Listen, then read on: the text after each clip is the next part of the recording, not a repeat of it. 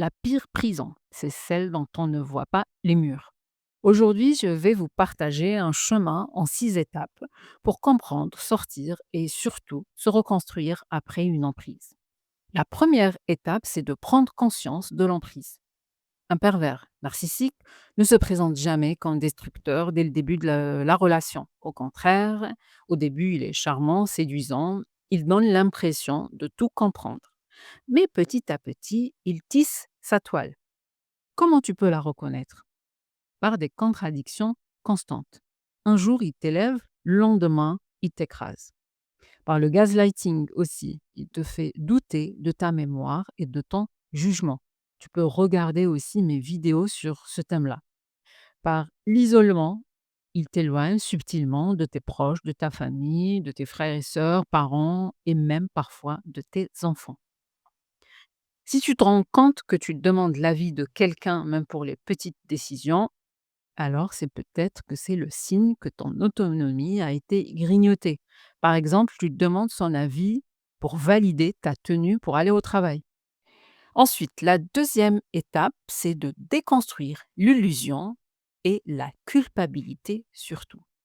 On sait, comme on l'a vu sur d'autres vidéos, que la culpabilité, c'est un grand piège. Le PN, il va te répéter que tout est ta faute. Il va te dire, si je m'énerve, c'est parce que tu m'y pousses. Si tu souffres, c'est parce que tu es trop sensible ou trop fragile. Petit à petit, tu vas y croire. Au début, tu vas te dire: «Non, je suis forte, je peux pas assimiler ce qu'il me dit», mais crois-moi, petit à petit, tu vas y croire. Mais je te rassure, si tu es consciente de ce qui se passe, tu vas sans doute te dire que tu n'es pas sensible, que tu n'es pas nul, que tu n'es pas la cause de la violence que tu subis. Sûrement, tu as déjà fait cet exercice, je te conseille en tout cas de le faire, c'est de prendre ton agenda sur ton téléphone, sur tes notes, et tu vas écrire tes 3 qualités, même petites. Ça peut être, je cuisine bien ou je suis empathique, je suis sensible, je suis gentil. Moi, je me rappelle, il y a une dame qui m'a contactée et quand on a fait cet exercice, elle m'a dit: «Mais je trouve pas de qualité». Et donc non, non, je lui ai demandé de vraiment chercher, de creuser, et de commencer par des petites qualités.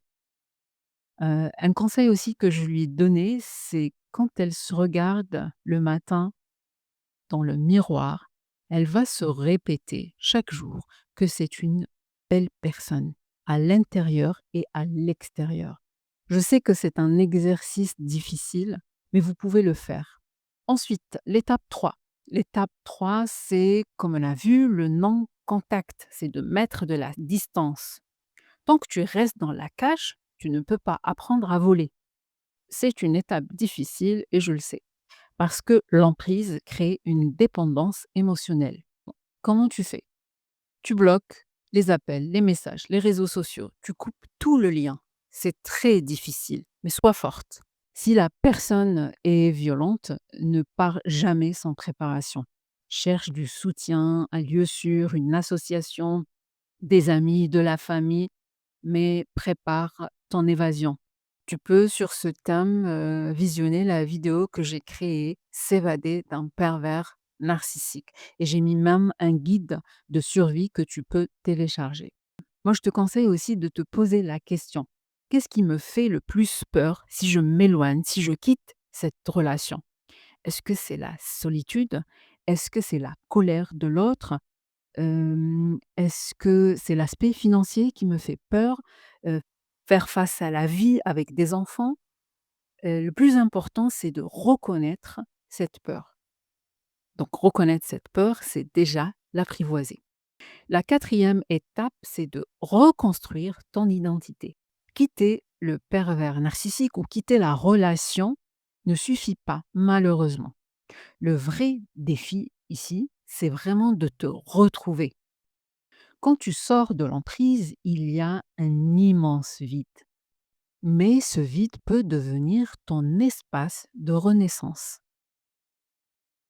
Et tu peux, par exemple, faire de la thérapie. pour libérer tes traumas.